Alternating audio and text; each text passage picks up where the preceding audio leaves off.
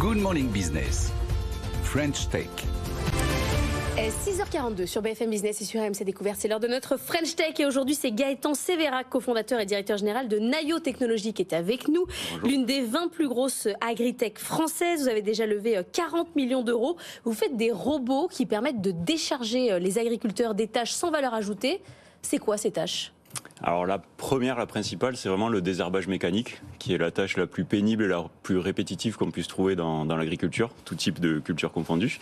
Mais après, nos robots peuvent aussi avoir différents types d'outils, donc on peut faire de la tonte, on peut faire du semis, on peut assister pour transporter des charges, pour faire de la plantation. Donc ça peut devenir un outil polyvalent au service justement des différents besoins des agriculteurs et des agricultrices. Potentiellement, on peut tout automatiser ? Tout, c'est beaucoup tout.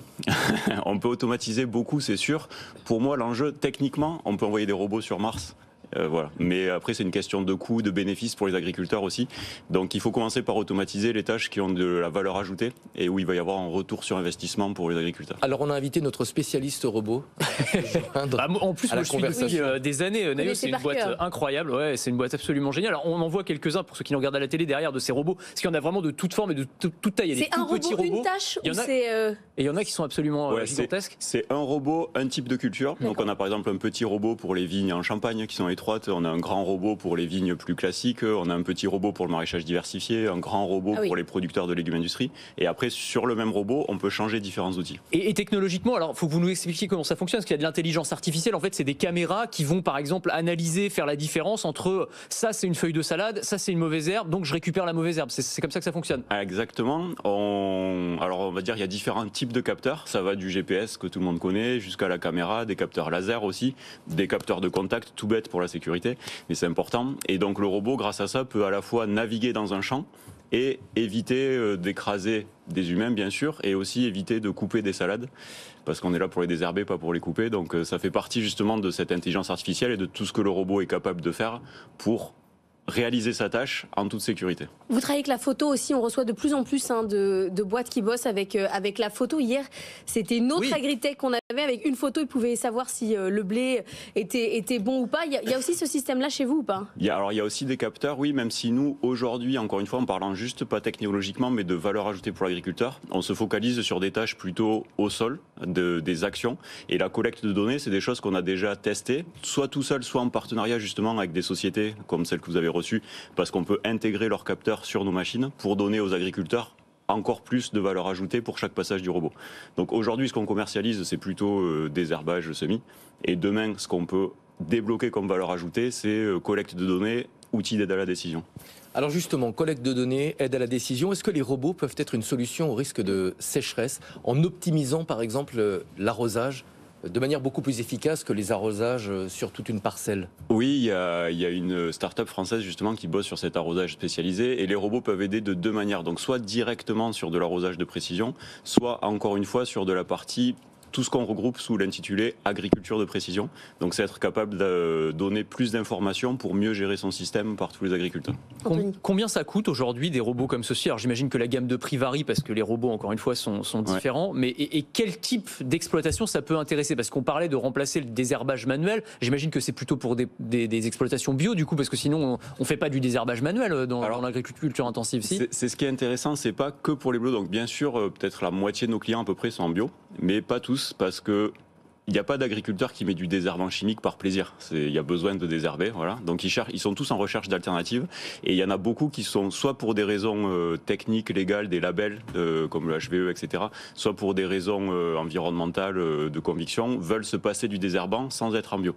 Et donc on travaille aussi avec des agriculteurs, soit légumes, soit des viticulteurs, qui veulent juste arrêter le désherbant et qui cherchent des solutions alternatives pour ça. Et donc sur le prix, c'est combien? Et le prix, donc, ordre de grandeur, ça va commencer dans les 30 000 € avec le plus petit, et ça peut monter jusqu'à 200 000 €, voire un peu plus avec les options pour le plus gros pour la vigne. Ah ouais, donc on peut les louer, j'imagine, parce que on peut les louer. On a même en Californie, notre entité en Californie propose de la prestation de service. On a certains de nos clients qui proposent eux-mêmes en France ou en Europe de la prestation de service. C'est pour ça qu'il faut vraiment le voir.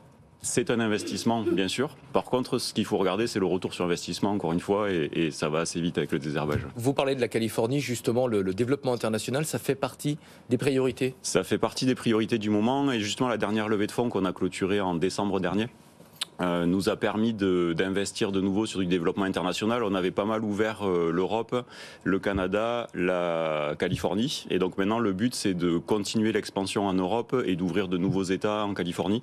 Parce qu'encore une fois, la demande, le besoin est vraiment là. C'est vraiment un sujet global. Et donc nous, maintenant, on veut pouvoir atteindre de nouveaux clients sur ces territoires. Votre histoire à vous, on dirait une série Netflix. Vous êtes ingénieur, vous n'êtes pas agriculteur. Vous allez à la fête de l'asperge à Pontonx sur l'Adour dans les Landes et vous discutez avec les agriculteurs et vous dites qu'il y a un vrai problème sur la pénibilité et sur l'attractivité des métiers. Il faut que je fasse quelque chose.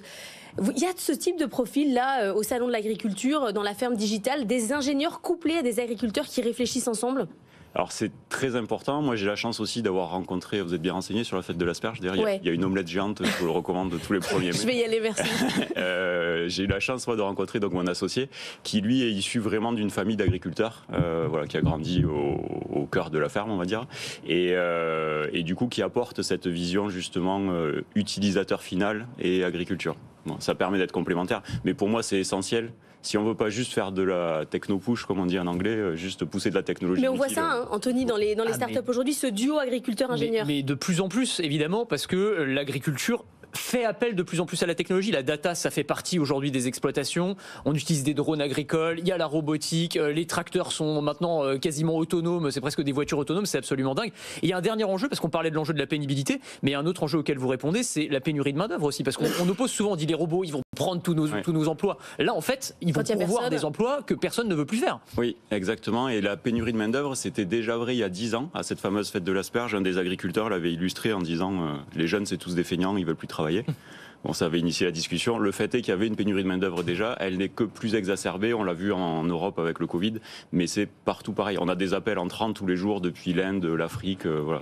Il y a pénurie de main-d'œuvre dans l'agriculture parce que c'est des tâches pénibles et répétitives que plus personne ne veut faire.